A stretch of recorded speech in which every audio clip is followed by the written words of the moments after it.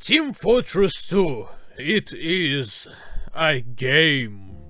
Even more, there are 9 classes. But don't get off the edge of your seat yet. There's even more. In there, you shoot enemy, and the enemy die. There are also 8 classes. Please like, subscribe, and we know what you did. You thought you could run away from it, didn't you? Now, this is exactly how most of these new Thief 2 is good videos sound like.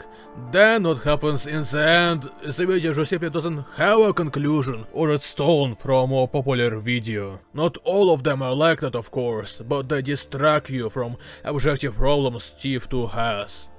It adds that Team Fortress 2 is a 17-year-old game, not some recent release. It did have some minor changes and additions, but it still has 9 classes. After VDAs as disseminating and disseminating the gameplay and visuals, there simply will be no seaman left who you don't have anything new to say anymore. Team Fortress 2 being more popular than ever, even though it's not really updated, says more about its competitors. The shooting game trend for the past few years has been to clone like 2 or more mechanics from some other popular game and slap better graphics onto it. It limits certain amounts of people from accessing it.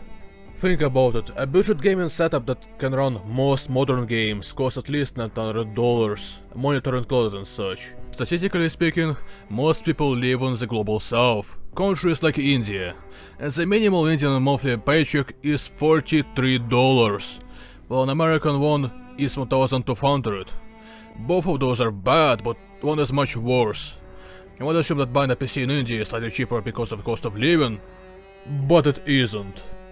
If you think this is the worst case scenario, which it isn't, then if you go to Brazil, the minimum monthly wage is $280. Counting in the fact that you need to spend most of your money on other things, it still isn't nearly enough. Some amount of people from the global north don't have a gaming setup either, which is a fraction, making it so that only a fraction of people can play modern games. So what I'm saying is that if you're in the majority of the world, and at least have some kind of a computer, you will play a game like Thief 2 over, for example, the finals, because you cannot play the finals. And implying that Thief 2 is some bulwark of low-spec games is very funny because of how shittily it is optimized. But it is still 17 years old, and to the config you can make it to be even less spec and run on a toaster. Freemium games like Roblox already know about budget accessibility. There is a polygon limit to imported Blender models. Even if you would try to make the most high-performance game on Roblox, you still won't nearly reach the levels of demand most modern games are in.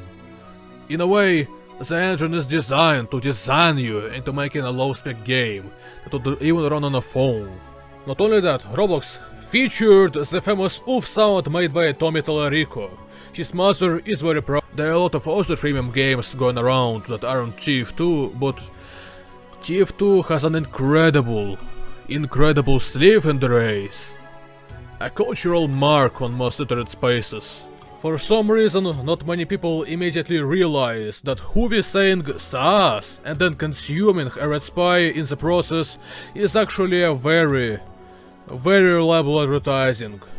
The most reliable advertising possible, and that it's a prestige mainstream game that is low spec combines into what we have now. No one even cares if zero money goes into updating the game.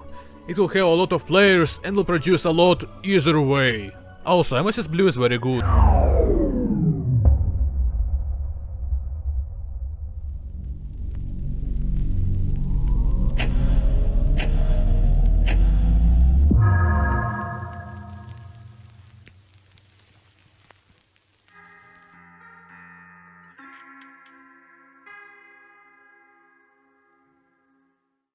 Just wanted to say, this video is very experimental. I'm trying YouTube things out, so comment on things you liked and disliked in the video. Either way, more could be expanded on the previous topic alone, but I think I've said enough. In a game that has an economy, there will be hoarders that will buy everything, but items in a game can literally end, so they need to add more items, and hey, isn't that convenient that there are more of the new unusual effects and hats in the workshop? And honestly, I don't blame people who hoard, though if you do too much, I will judge you. You can spend money cheaply on items, but what would make them unreasonably expensive but still very exciting to get? Gambling. Gambling. Gambling. Gambling! Let's talk about whales for a moment. Apparently, whales go to casinos and spend a lot of money in them. They're specifically known for contributing a huge amount of a casino's revenue. Whenever they succeed, the casinos will use them for advertising to attract more whales. Hoarding cosmetics is not even the main problem. People who only buy their cosmetics would never bring as much extra money as people gambling. Which makes sense because the chances of winning something worth the key in a case are astronomically low. In both CS and TF2, you have an around 95% chance of not profiting. And no, if you want to peer into how the math works, every single opening is independent. You don't have more luck the more cases you open, or because of your thoughts or lucky charms. No, you're not the main character. Gaben is. And he has a 95% chance of winning! Also, I don't want to seem like I'm fear-baiting someone. I just like the song. It's engineered to make you buy stuff or gamble. The reason I'm bringing up CS2 is that it's worse there in the specific aspect. We can try to dismiss the gay, stupid streamers throwing over CSGO knives as unimportant, but this is literally what's bringing Valve the money. And then the same YouTubers and streamers advertise gambling sites where the odds are even less fair. Gay website? And Valve is not doing anything about gambling sites. They sometimes ban a site or two, but most of them remain. They like to give you the illusion of adequacy instead of adequacy itself, similarly to how lotteries sell you the hope of winning. This website is staying strong since 2018. It has more than 9 million users. And it isn't even the biggest one. This looks like radioactive shit vomit or what I would give you after you input teenage energy drink design. But with Adam Sandler. People make games, made a documentary about this. Most of the users interviewed got into this when they were 14. Damn you, Adam Sandler. Let's look at the Trustpilot reviews. Well, I cannot deny their experience, can I? It is an incredible page. What a concise and honest review. That simply cannot be falsified. Just simply a honest Turkish man, satisfied with the community and updates. Nothing suspicious. It is an incredible page. Another satisfied customer. Keydrop, the pinnacle of CSGO skins. That's a wrong game! And they have long surpassed Steam by their ratings. Steam! This gambling size design is spotted specifically at teenagers. Gambling when you're a child or a teenager, when your brain is developing, psychologically makes you addicted to gambling as an adult. Similar to smoking, which can be permanently addictive if you smoke as a teenager. Simply put, the game takes your money, and in exchange you get... It doesn't just exploit the vulnerable, it makes life worse. Smokers don't enjoy smoking. Valve facilitates all of that in their games, advertising the whales and even making their own casinos. And then at presentations, they actually say, the goal was not to put users in a position where they were gambling, it was to put them in a position where they had random chances, and there's a fundamental difference there. Wait, let's listen to the full version of the argument. Contain content such that you could go to the store and spend $2.50 and buy a key, use a key on a crate, and have the item that you would get randomly be an item that you could have bought in the store for 50 cents. And in hindsight, this was just a huge oversight on our part. There was no way as a customer to look at that transaction besides, I just lost $2 of actual value. So we established a really clear rule that any item that comes out of a crate that you could buy in the store has to, at a bare minimum, cost more than the value of the key. And oftentimes they cost 10 times or 15 times more than the value of the key. The goal was not to put users in a position where they were gambling, it was to put them in a position where they had random chances, and there's a fundamental difference there. But it was made 10 years ago, and it's not like that in reality still. In every single Valve game, the items you can win are worth less than the key 95% of the time. So what happened is that Valve was like, nah man, gambling sucks, like what the hell is this crap, it's for stupid people. And then they had gambling. As the fact that shitty looking common items will cost less than the keys and the 4% rare items are going to cost more is stupidly obvious. If they want to remove gambling, they should have removed the cases in the first place. CSGO's Arms deal update released 1 year before this, and if we believe this presentation, TIF2 already has this problem. Not only that, the proposed system of generating money out of thin air is idiotic. If users can only gain money from unboxing stuff, they can just sell the item and buy games from Valve's money. Giving out money is base, but this isn't really the way to do it. Just remove the cases in the first place, you market genius. So this guy has either no idea what he's talking about or he's lying. Yet there are people in the comments saying how smart he is. I should have been a corporate talking head. I would have destroyed Valve from the inside. I think Valve should be nationalized by America. If you cheat on TF2, you get sent to prison. Life sentence. And also, this presentation implies that the official Steam opinion of their own cases in their current form is that they're literally gambling. So thinks the Dutch and the Belgians.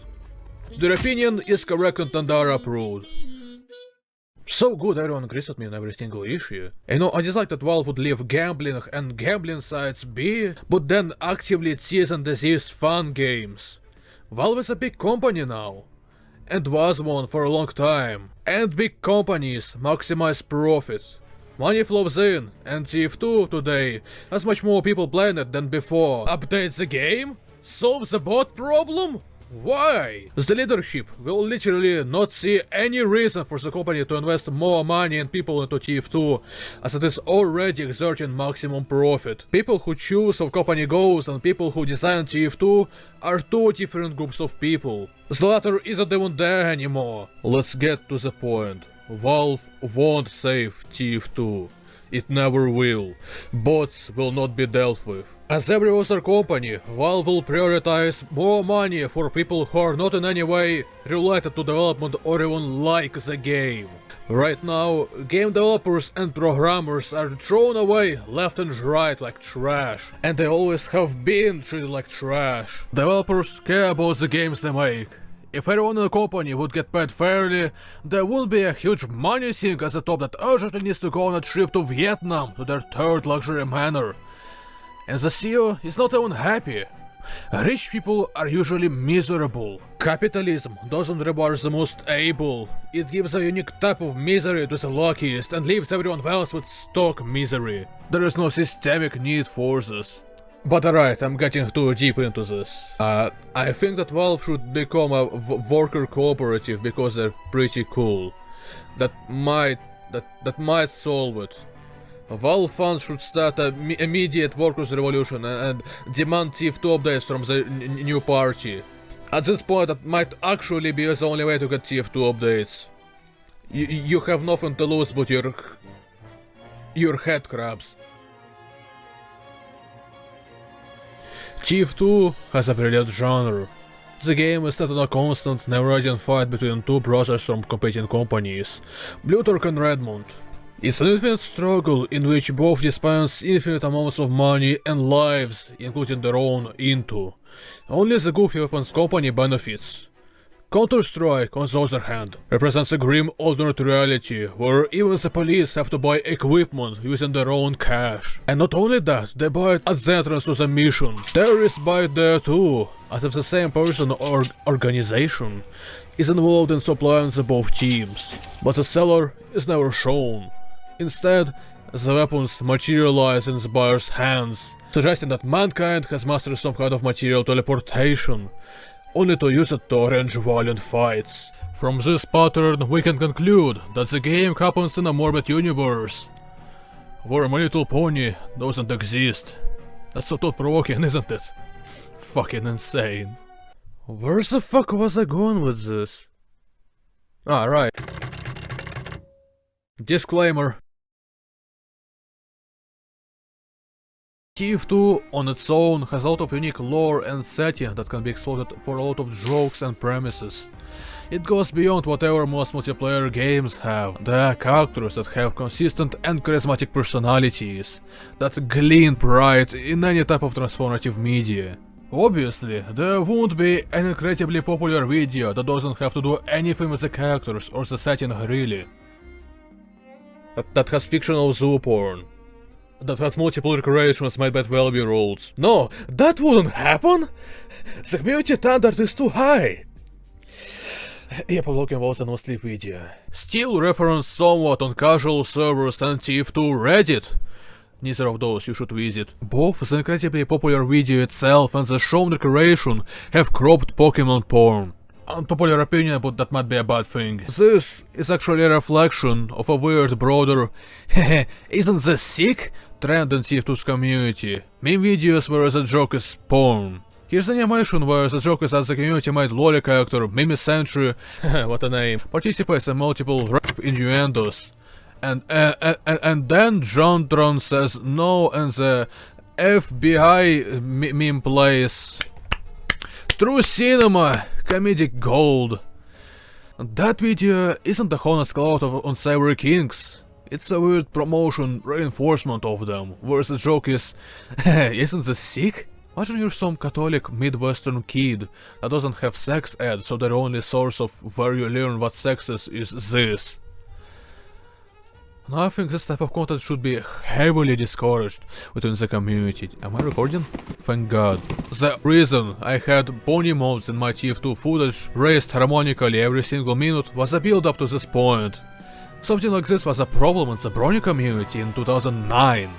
And it stopped. The internet was even hornier back then, but it still isn't clearly dehornified enough, because children internet safety is used to motivate really dubious policy to this day. So you know, this is a problem with other mostly mature communities. For us I like that because this barely defined everything goes sex positivity lets in bad actors. Well, weebs did not change. For young fans, these weird videos normalize unsavory things for them or just traumatize them. I, myself, did a porno clickbait TF2 video 5 years ago because 12-year-old me thought it was something normal TF2 fans do. Predators like Mechawreck have such easy success at grooming their victims because of the inherent normalization. Like one of Mechawreck's victims was doing anime modes in the Discord voice chat because they thought it was funny. They were 12. Like the community is just driving manners towards it, and it only pays attention when the bad thing had already happened. It's like boosting someone off a cliff and then wondering why they hit the ground. Also, bad horny content is just not nice to look at most of the time. It's weirdly overinflated on YouTube because children have the biggest amount of time to consume content with, and obviously they have lower standards for everything, while adults are suffering from long hours at work. We should not do this and not make bad content popular. I had my doubts about having this section in the video in the first place, but I felt like it was required from me. This topic sucks.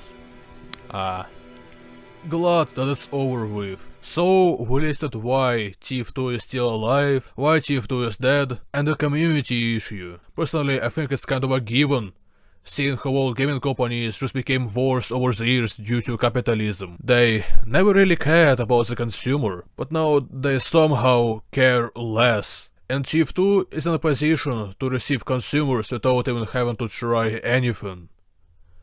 It's inertia from 10 years ago that is sustaining TF2. If TF2 is alive or not depends on your definition. If having shoddy updates with new lootbox cosmetics that weren't even created by Valve, or just simply having number of players go up counts, then of course it is alive for you. My opinion is, TF2 isn't alive nor it is dead. It's bisexual.